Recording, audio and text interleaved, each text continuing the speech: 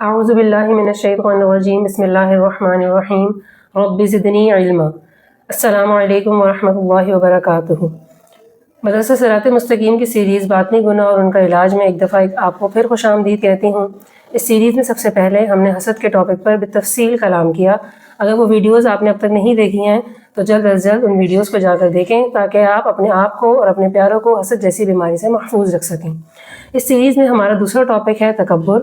تکبر کی پچھلی ویڈیوز میں تکبر کے ٹاپک پر ہم نے اس کی تعریف، اس کی مذمت پر قرآن و حدیث اور عقلی دلائل اور اس کی اقسام کے بارے میں ہم جان چکے ہیں۔ اور آج کا جو میرا ٹاپک ہے وہ ہے علامات کے بارے میں۔ تو دیکھیں، کسی بھی بیماری سے چھٹکارا حاصل کرنے کے لیے یا اپنے آپ کو اس سے محفوظ رکھنے کے لیے ہمیں علامات پتہ ہونی چاہیے۔ جیسے کہ اگر ہم دنیاوی کوئی بیماری کی مثال لے لیں تو ایسا ہوتا ہے کہ جب بھی کوئی بیماری، موسمی بیماری آتی ہے تو زیادہ تر ہم یہ دیکھتے ہیں کہ ہمیں پمفلٹ وغیرہ مل رہے ہوتے ہیں جس پہ اس کی علامات لکھی ہوتی ہیں، اور علامات کا جاننا ہمارے لیے اس لیے ضروری ہے کہ اگر ان علامات کو پڑھ کر ہم جانیں گے تو ہمیں پتہ لگ جائے گا کہ ہمیں یہ اس بیماری کے جراثیم پیدا ہونا شروع ہو گئے ہیں اور ہم اب کیسے اس بیماری سے اپنے آپ کو محفوظ رکھ سکتے ہیں۔ تو اسی طرح آج کی ویڈیو میں ہم یہ جانیں گے کہ جب تکبر جیسی بیماری کسی انسان کے دل کو اپنی گرفت میں لے لے تو کیا کیا علامات ظاہر ہوتی ہیں۔ تو سب سے پہلی علامت جو ایک متکبر شخص میں ہوتی ہے وہ یہ ہوتی ہے کہ وہ کبھی بھی ملاقات کے لیے چل کر خود جانا پسند نہیں کرتا۔ وہ اس چیز کو اپنے لیے باعث ذلت سمجھتا ہے۔ وہ صرف یہ چاہتا ہے کہ لوگ مجھ سے آ کر ملیں۔ ہاں، اگر وہ کسی سے ملاقات کے لیے جاتا ہے تو وہ تب جب اسے کوئی دنیاوی فائدہ ہو یا کسی نقصان سے بچنا مقصود ہو، یا پھر وہ کسی کو اپنے برابر کا تصور کریں۔ متکبر شخص کی دوسری علامت یہ ہے کہ وہ کبھی بھی سلام میں پہل نہیں کرے گا۔ وہ یہ چاہے گا کہ میں جہاں بھی جاؤں لوگ پہلے مجھ سے آ کر سلام کریں۔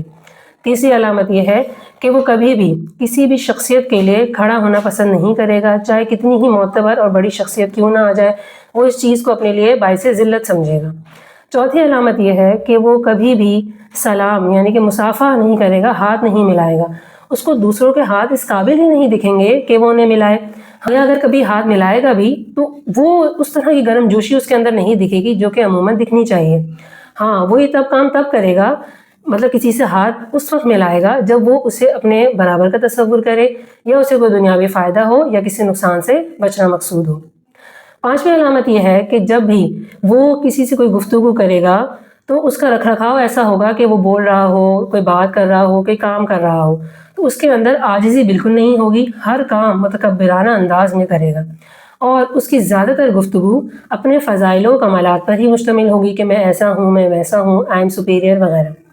اس کے بعد اگر وہ کسی سے بات کرے گا تو ہمیشہ جھڑک کر کرے گا، سخت لہجے میں کرے گا۔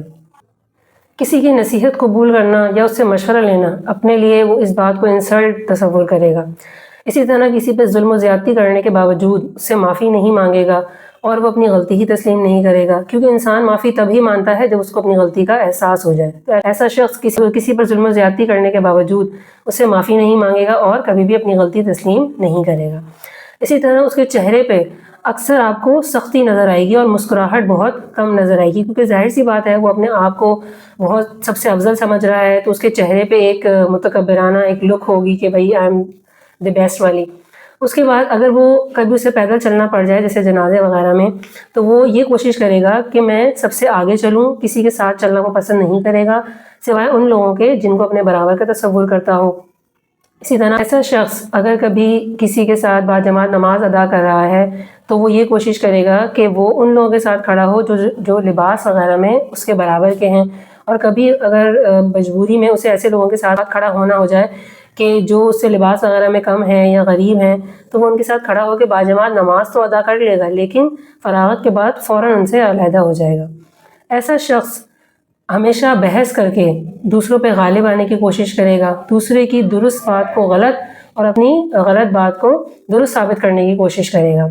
ایسا شخص ہمیشہ ہر وقت دوسروں کے ساتھ اپنا مقابلہ کرتا رہے گا، مشاہدہ کرتا رہے گا اور یہ پہلو تلاش کرے گا کہ کسی طرح میں ان سے برتر ثابت ہو جاؤں، اور اگر کسی لحاظ سے اسے یہ چیز حاصل ہو جائے تو وہ اس چیز میں بہت زیادہ لذت اور اطمینان محسوس کرے گا، اور اگر نہ ہو تو بے چینی اور مضطرب پن کا شکار رہے گا، اور اس بے چینی کو ختم کرنے کے لیے کسی بھی جائز اور ناجائز طریقے کو اختیار کرنے سے بالکل بھی باز نہیں آئے گا۔ تو دیکھیں ان علامات کو جاننے کے بعد ہم اگلی ویڈیو میں انشاءاللہ تعالیٰ اپنا محاسبہ کریں گے اور یہ جانیں گے اور یہ دیکھیں گے کہ کہیں یہ بیماری ہمارے اندر موجود تو نہیں ہے، اور اس کے بعد ہم اس کے علاج کی طرف آئیں گے۔ اگر آپ وہ ویڈیوز سب سے پہلے دیکھنا چاہتے ہیں تو like, share and subscribe our channel Madrasa Sirat مستقیم۔ وآخر دعوانا الحمد للہ رب العالمین۔ جزاک اللہ خیرا۔